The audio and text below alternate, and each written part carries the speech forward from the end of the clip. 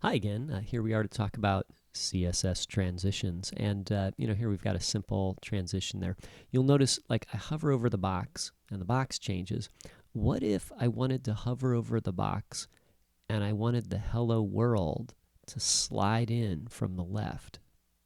Okay, so you could put the cursor anywhere in here, and the hello world would slide in. Now,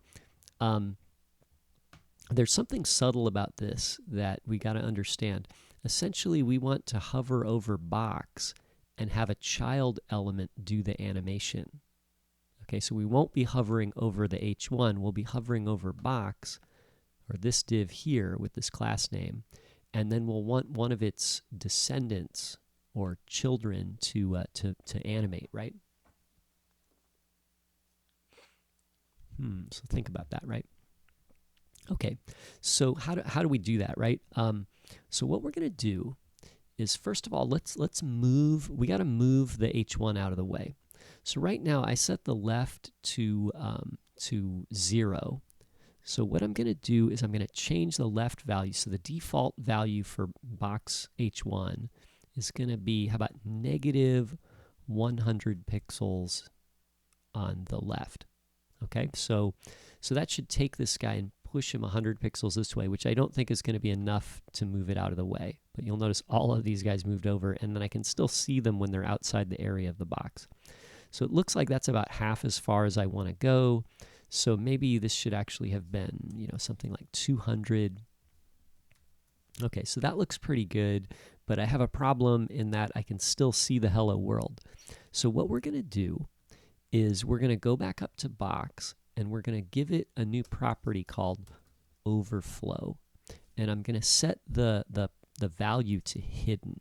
So this means if anything overflows the box, like what should happen? And in our case, we're going to say anything that overflows the boundaries of the box, like if it goes outside the box or outside this element right here, it should be hidden.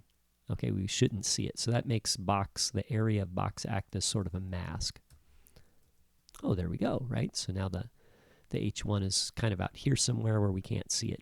Okay, so now how do we get the hover to make the H1 move in? So what we're going to do is I'm going to go back here, and I'll do it right underneath this hover, but just above the H1 so we can see what it is. So what I'm going to do is I'm going to type in box : hover, because we want to hover over the box. But when we hover over the box, what I want to do is I want to affect the H1. Right? So I'm going to say, box : hover. So when the box element is in the hover state, then its descendant, H1 element, will, get these properties. Okay, so this isn't putting a space here, is still just the descendant selector, but I'm saying one of the rules further up the chain here is going to be the hover rather than the H1, okay?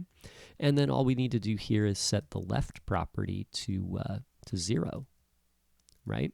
Actually, we still need to set the transition, right? So we should probably put the transition here on the H1 to set the timing. If I don't have the transition, it'll be like our other example. So you'll see the H1 just shows up immediately, and maybe that's what you want. But if we wanted it to slide in, what we'd do is we would add a transition to box H1.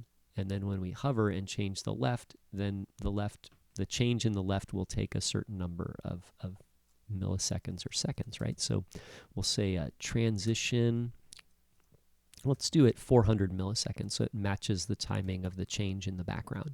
Okay? So we'll refresh this, and now you can see that my H1 tag kind of slides in from the left. And try a challenge on your own. Animate the purple box so it slides down from the upper corner, or maybe scales up, right? Like, okay?